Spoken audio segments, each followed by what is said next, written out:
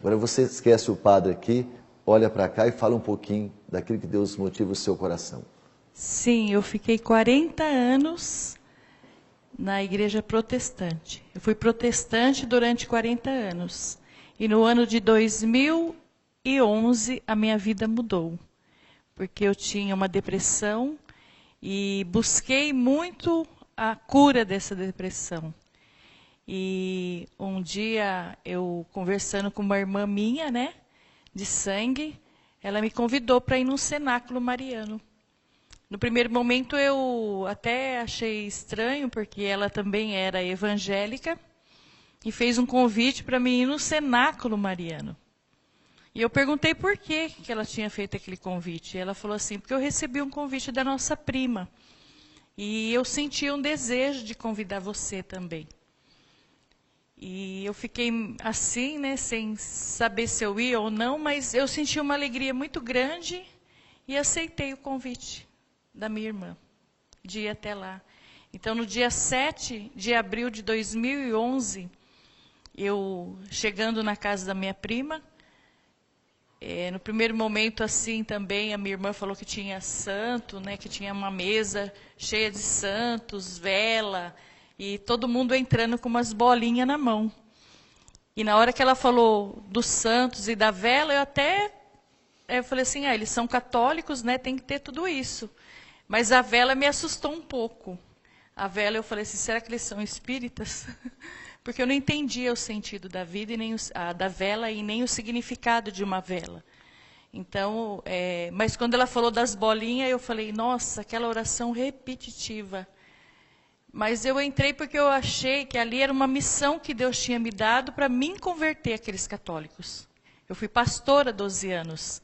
Então, quando eu cheguei lá, eu tinha convicção que eu ia, sim, converter aqueles católicos e falar que eles não tinham Deus e que eles precisavam aceitar Jesus.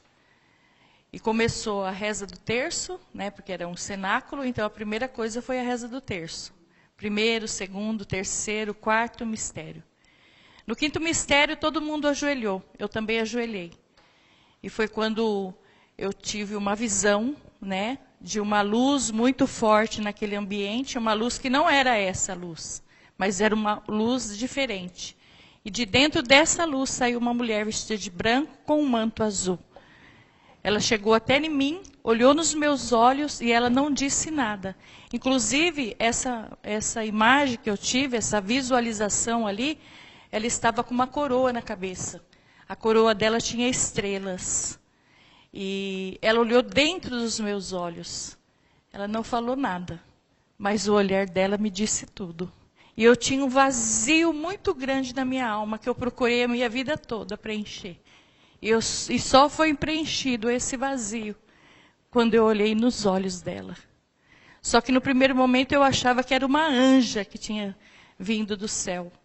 Mas não era. Porque quando ela olhou dentro dos meus olhos, eu senti a voz dela falando para mim assim, que a partir daquele momento eu ia seguir o caminho do filho dela. Daí quando ela falou isso, aí eu comecei a chorar muito, muito mesmo. E todo mundo ficou assustado de tanto que eu estava chorando. Ninguém entendia o motivo, né? Porque naquele momento só eu que estava tendo a visão e minha irmã do meu lado também chorava muito. Foi quando as irmãs vieram, né, para ajudar. E aí eu consegui me compor. Já tinha até parado o terço, que todo mundo estava preocupado comigo e com a minha irmã. E foi quando ela foi se afastando, só que ela não deu as costas. Ela foi, do mesmo jeito que ela veio, ela voltou. E quando ela voltou, que eu consegui me acalmar, continuou o terço, nós levantamos. Minha prima me deu a oportunidade para mim cantar, porque eu sou cantora. E quando eu fui cantar, quando eu me levantei, eu já me levantei católica. Ali foi a minha conversão.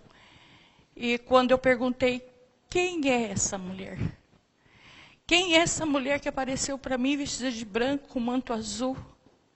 E a minha prima olhou para mim e falou, que cor que era o manto? Azul e a veste branca?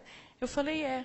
E foi quando ela pegou uma imagem que estava na mesa, e ela falou, é essa daqui? E a minha irmã, que estava do meu lado, falou, é essa daí. E eu olhei para minha irmã assim, né? Até falei, o quê? Você também viu? Ela falou, vi. Essa mulher vestida de branco com manto azul. E ela tirou o manto dela e colocou na minha irmã. Envolveu a minha irmã com o manto dela. E eu perguntei para todos, quem é essa mulher? Daí todo mundo começou a chorar. Daí a minha prima falou, ela é a mãe de Jesus. Então, se hoje eu estou na igreja católica, não é porque um ser humano me convenceu. Quem me convenceu foi a mãe de Jesus. E quando eu cheguei na minha casa, naquele dia, eu abri o meu portão. Eu não entrei primeiro, porque eu falei assim, pode entrar, Maria, que a casa é sua. E desde aquele momento que Nossa Senhora começou a fazer parte da minha caminhada e da minha vida, e eu fui conhecer a Igreja Católica, porque eu não conhecia, eu era ignorante na doutrina católica. Eu só falava aquilo que eu ouvia. Mas aí eu comecei. E o meu pároco, né, o padre Hélio, foi o meu catequista e me catequizou. E quando ele falou para mim que a maior riqueza que nós temos, a Igreja Católica, foi quando ele falou para mim da Eucaristia. Que na hora da Santa Missa, na hora que o padre eleva aquela hóstia, ali a oração eucarística é a transubstanciação do sangue, corpo, alma e divindade de nosso Senhor Jesus Cristo. Foi quando eu caí em mim e comecei a chorar, e ele perguntando para mim por que eu estava chorando. Eu falei assim, padre, quanto eu falava para os católicos que eles não tinham Jesus, que eles tinham que aceitar Jesus. Mas aí eu fui perceber que quem não tinha Jesus era eu. Eu não tinha Jesus. Eu quero fazer parte. Eu quero conhecer a igreja. Irmãos, cada dia que eu conheço a Igreja Católica, eu mais me apaixono por ela. E aí eu falei, padre, eu quero receber Jesus também. E eu comecei a fazer a minha catequese. E eu tinha que casar na Igreja Católica. Porque eu não era casada na Igreja Católica. Os sacramentos, fui conhecer o sacramento da confissão e fui me apaixonando a cada dia. E aí eu cheguei no meu marido e pedi ele em casamento. Eu falei para ele assim que eu queria casar na igreja para receber Jesus. No primeiro momento ele não entendeu, falou que ele não ia casar. Ele nunca ia casar, porque ele também era pastor. Mas aí eu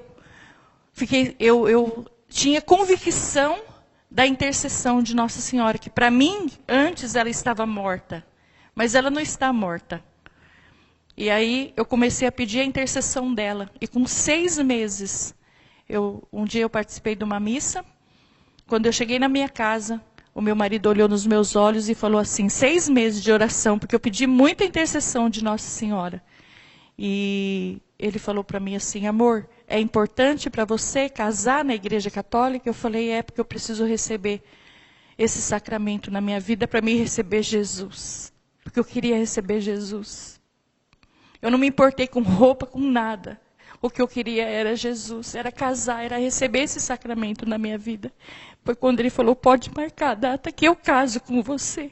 E no dia 22 de abril de 2012, eu me casei na Igreja Católica. E no dia 30 de maio, eu fiz a minha primeira comunhão e o crisma. Depois que eu comecei a comungar Jesus, eu fiz uma lista. E todo momento, porque a gente tem Jesus 15 minutos dentro de nós. Então eu sabia que Jesus estava ali, escutando a minha oração. Não que ele não escuta a nossa oração em outros momentos, mas ali ele está próximo de nós. Ali é na hora da minha gratidão, da minha comunhão com o Senhor ali, eu fiz uma lista e falava para ele assim, hoje eu comungo a conversão do meu filho, Rodrigo, de 30 anos, que hoje ele está com 30. A minha filha Jéssica, de 26 anos, o meu filho Gabriel, de 21 anos, que vai ser sacerdote, e o meu filho, de 19 anos, eu comunguei a conversão do meu esposo. E esses 6 anos da minha caminhada, todos eles vieram para a Igreja Católica. Porque o mundo ele arrasta, ele acaba com as pessoas, com a família. E a gente tem que ter essa violência também, para querer que a nossa casa e a nossa família seja de Deus. E todos eles batizaram, todos os meus 4 filhos batizaram. Fizeram a primeira comunhão e o crisma. Hoje os meus 3 filhos são cerimoniários. Minha filha canta comigo, eu sou tecladista, e nós temos um ministério. Meu esposo toca baixo, meu genro toca bateria, e eu e a minha casa servimos ao Senhor na Igreja Católica Apostólica Romana, e sou a pessoa mais feliz do mundo, porque eu tenho os meus filhos que não vão para balada, meus filhos são separados deste mundo. E eu, como mãe, eu tenho uma autoridade sobre os meus filhos. Porque nós, mãe e pais, temos que ter autoridade. Quem manda na minha casa sou eu e o meu esposo, não são os meus filhos. Eles podem ter a idade que eles quiserem. Quando eles casarem, eles que vão mandar na casa deles. Mas quem manda na minha casa sou eu. E também esse negócio de Halloween, eu também sempre criei meus filhos para não ir nessas coisas. Às vezes as professoras falavam, né, para ir, tudo. E eu falava, meu filho não vai. E no dia do Halloween, meu filho nem aparecia na escola. E nós temos essa autoridade. E eu vejo muitos católicos, muitos, porque são os católicos que estão ali. Então tem vergonha de falar que é de Deus. Tem vergonha de falar da doutrina. Né? E vive uma fé fantasiosa. Vive uma coisa e prega outra coisa. Então eu quero deixar esse depoimento aqui. E falar para você que está em dúvida, que tem dúvida e que tem medo de Nossa Senhora. Isso aí é o inimigo que coloca na tua mente isso, esse medo. São pessoas usadas pelo maligno, porque ela pisa na cabeça da serpente e o diabo tem ódio de Nossa Senhora. Então você que está me ouvindo hoje, que tem algum medo de falar com Nossa Senhora, e você que é católico às vezes, não tem essa intimidade com a mãe. Então hoje, nesse momento, que através desse depoimento que eu estou te dando agora, que você se levante em ordem de batalha, assim como Nossa Senhora. E creia nisso, creia que ela é intercessora sim, e ela vive, e ela vai viver. E quando você agora, nesse momento, fala para ela, talvez você só tenha uma imagem dela na sua casa, você só é um devoto fraco, mas que hoje você toma uma posição de uma cristã católica, apostólica, romana, e tenha certeza que ela intercede por você. E fala para ela, pode entrar, Maria, que a casa é sua. Que bom ouvir esse testemunho. É interessante, na vida da Margarete, a experiência de Santa Teresinha Menina de Jesus, que é a nossa padroeira das missões. Santa Teresinha foi curada de depressão, numa celebração, quando ela viu Nossa Senhora dando um sorriso para ela, Nossa Senhora do Sorriso, sabia? Nossa Senhora do Sorriso. Então, para se curar da depressão, o caminho mais seguro mesmo é Nossa Senhora, a Mãe do Sorriso. Que alegria fazer isso. Obrigado pela sua presença, pelo seu carinho. É bom lembrar que você vai estar conosco hoje à noite, lá na Paróquia Santa Teresinha do Menino Jesus, dando com mais detalhes o seu testemunho na Missa da Luz, a luz entrando. É interessante, né, Margarete, nesse tempo que muitas pessoas estão indo para falsas doutrinas, para falsas religiões, criando células, negando, né? E a gente entende que, eu falava isso há pouco, né? Como é que alguém é capaz de negar Jesus vivo na Eucaristia, né? E as pessoas querem dizer que Maria é uma mulher qualquer, e insistindo em coisas, né? E Maria realmente não salva, mas ela é o canal da salvação, como a mãe e o pai são para os seus filhos. É isso que anda acontecendo, né? Sim, e muito, né? Mas que nós possamos ser esse canal da graça. Eu quero ser um canal da graça na vida dessas pessoas. Amém. E que bom, né, que Deus nos dê essa possibilidade, enquanto, né, outros vão embora, aqueles que têm um coração reto estão se voltando para Deus. Eu quero insistir, leia esses 2 livros, Todos os Caminhos Levam a Roma. Um homem que era pastor, e pastor daquele nível, assim, intelectual lá em cima. E também O Preço a Pagar por Ser Cristão, muçulmano, para se tornar católico, olha a luta que foi, muçulmano. Imagine um muçulmano se converter à religião católica. Você está brincando, jogando fora a sua casa, você abandonou Nossa Senhora, agora Nossa Senhora não existe na sua vida. Você consegue dormir em paz mesmo? Você tem tranquilidade no coração? Presta atenção, daqui a pouco juntos novamente, respondendo as suas perguntas, rezando mais. Fique aí conosco.